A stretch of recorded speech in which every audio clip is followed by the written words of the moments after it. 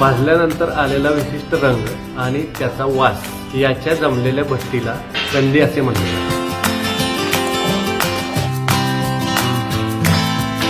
नमस्कार, मी साई सावंत पुढारी ऑनलाईनमध्ये आपलं स्वागत करतो. सातारा जिल्ह्याला एक वेगळीच ओळख आहे. ही ओळख म्हणजे सातारचा स्पेशल कंदी पेढा. हा कंदी पेढा कसा बनवला जातो, या कंदी पेढ्याला कंदी हे नाव का पडले, तसेच हा पेढा परदेशासह पूर्ण देशात प्रसिद्ध आहे, पोचलेला आहे.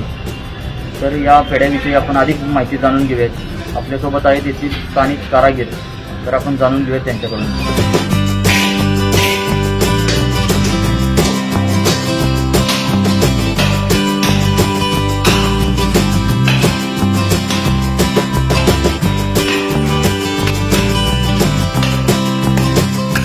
नमस्कार, मी योगेश मोदी, सातारी कंदी पेढे मॅन्युफॅक्चरर.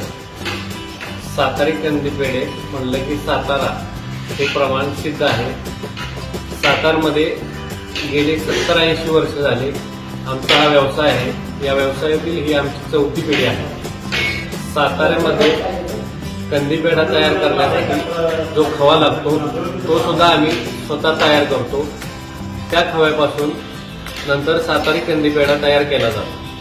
सातारी कंदी पेढा तयार करताना खवा घेतला जातो, तो पूर्णपणे भाजला जातो. त्यानंतर त्यामध्ये काही प्रमाणात साखर घातली जाते. साखर घातल्यानंतर पुन्हा एकदा तो खवा भाजून घेतला जातो. खवा भाजल्यानंतर तो जोपर्यंत त्यामधील खव्यातील पाण्याचा अंश पूर्णतः निघून जात नाही तोपर्यंत तो खवा भाजला जातो. त्यानंतर पूर्ण पाण्याचा अंश त्यातला निघून गेल्यानंतर तो भट्टीवरून उतरवला जातो. त्यानंतर त्याला 10 ते 15 मिनिटं सुकवला जातो. सुकवल्यानंतर त्याचे कंदी पेढे तयार केले जातात.